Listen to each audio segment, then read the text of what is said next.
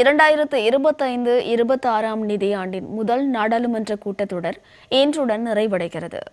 கடந்த 31ஆம் தேதி குடியரசுத் தலைவர் உரையுடன் தொடங்கி மறுநாள் பட்ஜெட் தாக்கல் உட்பட இதுவரை கூட்டத்தொடரில் என்ன நிகழ்ந்தது என்பது குறித்து நமது சிறப்பு செய்தியாளர் யோகேஸ்வரன் விவரிப்பதை தற்போது காணலாம்.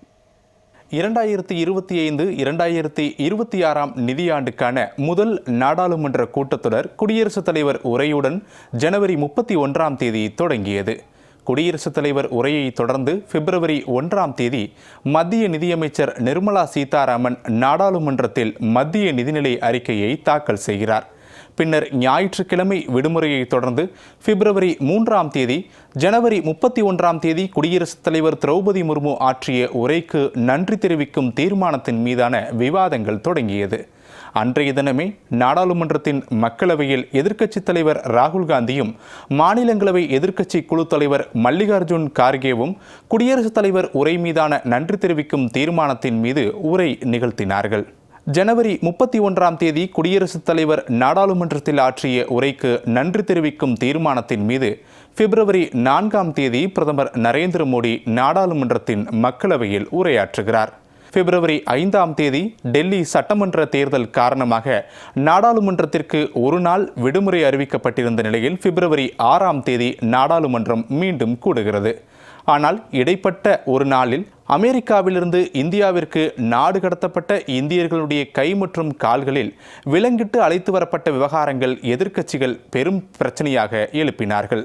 இதற்கு விளக்கமளிக்கக்கூடிய வகையில் நாடாளுமன்றத்தின் மக்களவை மற்றும் மாநிலங்களவையில் பிப்ரவரி 6ஆம் தேதி மத்திய வெளியுறவுத்துறை அமைச்சர் ஜெய்சங்கர் விளக்கம் அளித்தார்.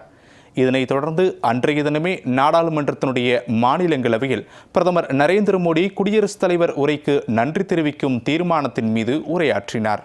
2025-2026ஆம் நிதியாண்டுக்கான பட்ஜெட் கூட்டத்தொடரின் முதல் அமர்வு ஜனவரி 31ஆம் தேதி தொடங்கி பிப்ரவரி 13ஆம் தேதி வரை 9 நாட்களாக அலுவல் நாட்கள் பட்டியலிடப்பட்டிருந்த நிலையில் இதில் 7 நாட்கள் குடியரசுத் தலைவர் உரை மீதான விவாதத்திற்கு மட்டுமே எடுத்துக் கொள்ளப்பட்டது.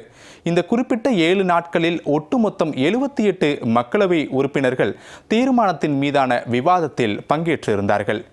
78 உறுப்பினர்கள் விவாதத்தில் பங்கேற்று உரையாற்றியிருந்த நிலையில் அதில் சொல்லப்பட்ட பிழைகள், குறைகள் உள்ளிட்டவற்றுக்கு பதிலளிக்கக்கூடிய வகையில் நேற்றைய முன்தினம் மத்திய நிதியமைச்சர் நிர்மலா சீதாராமன் நாடாளுமன்றத்தினுடைய மக்களவையில் பதிலுரை என்பதை ஆற்றினார்.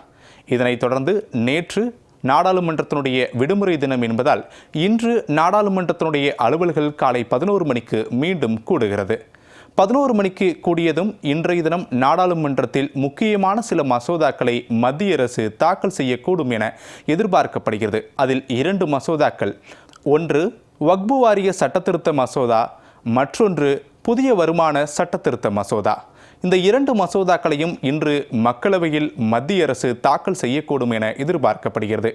நாடாளுமன்ற பட்ஜெட் கூட்டத்தொடரின் முதல் அமர்வு இன்றோடு நிறைவடைய இருப்பதால் நாடாளுமன்றத்தினுடைய இரு அவைகளிலும் எதிர்க்கட்சிகள் முக்கியமான விவகாரங்களை இன்று விவாதங்களுக்கு எழுப்ப முயற்சிப்பார்கள் எனவும் எதிர்பார்க்கப்படுகிறது. நாடாளுமன்ற பட்ஜெட் கூட்டத்தொடரின் முதல் அமர்வு இன்றோடு நிறைவடையும் நிலையில் மீண்டும் மார்ச் 10ஆம் தேதி 2வது அமர்வு தொடங்கி ஏப்ரல் 4ஆம் தேதி வரை நடைபெறுவதற்கு மத்திய நாடாளுமன்ற விவகாரங்களுக்கான துறை அமைச்சகம் திட்டமிட்டிருப்பது இந்த நேரத்தில் குறிப்பிடத்தக்கது.